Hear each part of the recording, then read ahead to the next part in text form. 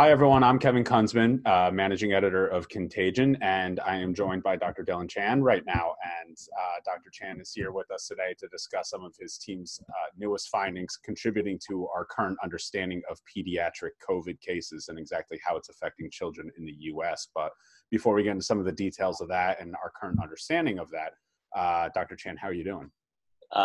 Doing well. Thank you very much, Kevin. Thank you. And thank you so much for connecting with us. I know it's always hard from coast to coast to get a time that works for everyone, but this is great. So thank you so much. And let's just go into the study and just go into the findings. Maybe it would help if you can give us, I guess, your headline impressions of the newest research that your team has found. Yeah, so we were really interested in understanding what the rate of SARS-CoV-2 infections are among asymptomatic children.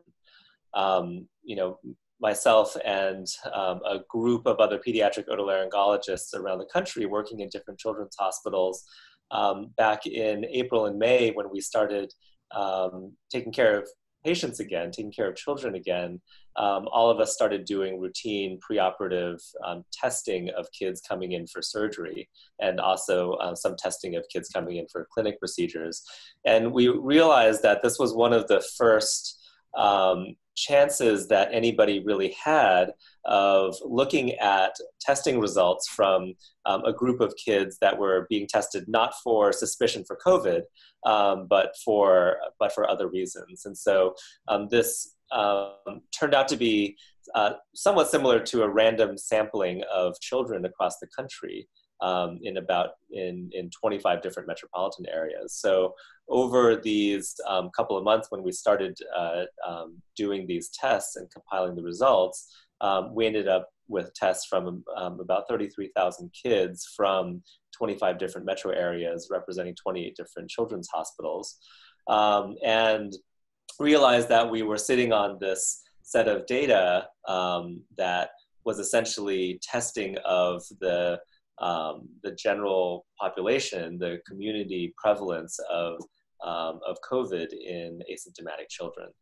And so when we looked at that, we found that for that time period, the prevalence of asymptomatic SARS-CoV-2 infections among children ranged, obviously. It ranged from 0% in some sites to up to 2% in other sites, with a pooled prevalence with essentially an average prevalence across the country of about 0.65%.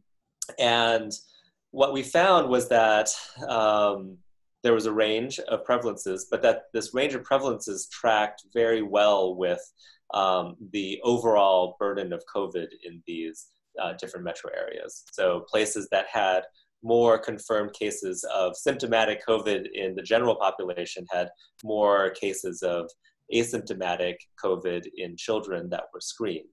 And from this, we were able to essentially derive the relationship between confirmed COVID cases in the general population and asymptomatic COVID cases among children.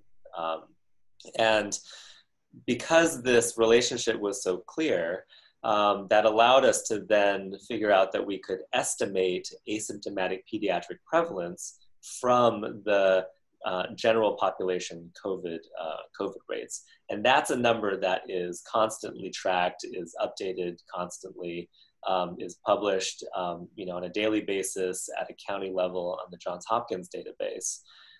And so it essentially allowed us to make estimates, ongoing estimates of asymptomatic pediatric prevalence from the Johns Hopkins database.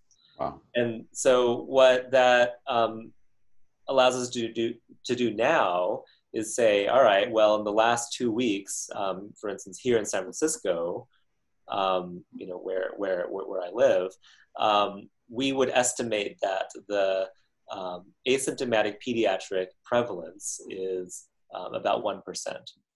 So of all the kids running around San Francisco without any symptoms of COVID, about 1% of them we would estimate would actually test positive for the virus. And this is based on the association that we determined in our study.